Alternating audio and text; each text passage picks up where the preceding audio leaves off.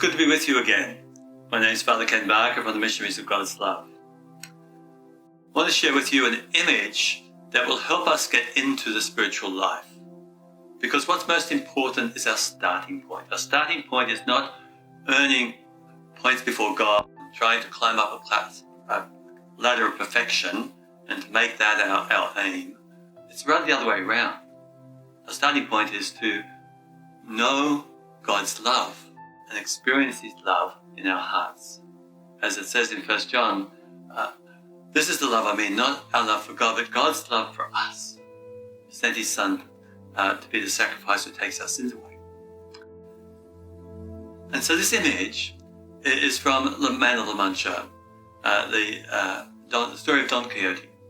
There's a young woman in a tavern in Spain who spent a whole day serving the guys drinks, and at night she would allow them to use her body. And she was 25 years old, but she looked like she was 40 because she'd just been so badly mishandled in her life and didn't have any true love for herself. So anyway, into the town one day came a young man, with a light in his eyes, a spring in his step, and a smile on his dial. And he came into the tavern and he beheld a dancer. And he saw her, and he called her the beautiful one. He saw through the hard exterior and spoke to her heart. You're the beautiful one, Dulcinea in Spanish. And she couldn't accept it. She knew her name was the Donza, and that was enough. She was the woman who was worth nothing. But he would come every day, just speaking again to her, Dulcinea. And she'd spit at him, she'd curse at him, she'd sort of rebuke him. He'd keep coming back. And then gradually people noticed that something was changing in Aldonza. There was a new spring in her step, a new smile in her dial, a new light in her eyes, because she had encountered unconditional love. And this was changing her, and she began to blossom in a whole new way. That's what it is when God's grace comes into our lives. His grace is unconditional, full of love for each one of us. As it says in Isaiah 43, do not be afraid, I've redeemed you, I've called you by name, you are mine. He calls you by name too. He comes into your life to love you just as you are, and to see through any hard exterior you may have put around yourself because of the vicissitudes of life and the difficulties and hardships of your journey. He sees through all that. He sees the unique beauty, the one that He's created, the one that He loves.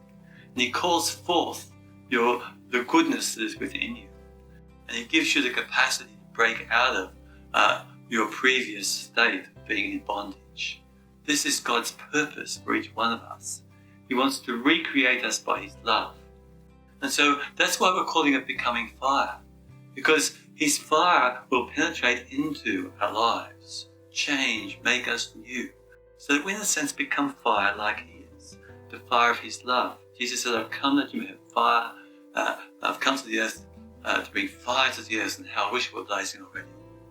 That's Jesus' desire, that His fire of love would blaze in each of us. Just as Adonza becomes Dulcinea, the beautiful one, you too can have something beautiful happen in your life. Our lives can be so miserable and so downhearted and so broken in many ways. But when God's love touches the heart, He changes and makes us new, makes us into a new creation in Him, a beautiful one, according to His image and likeness. So we've seen the transformation of Aldonza to Dulcinea under the power of God's love. What about you? Where are you in the journey at this point? Are you open to receiving God's love?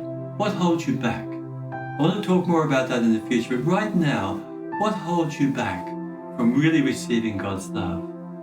Is there a fact that you just don't love yourself?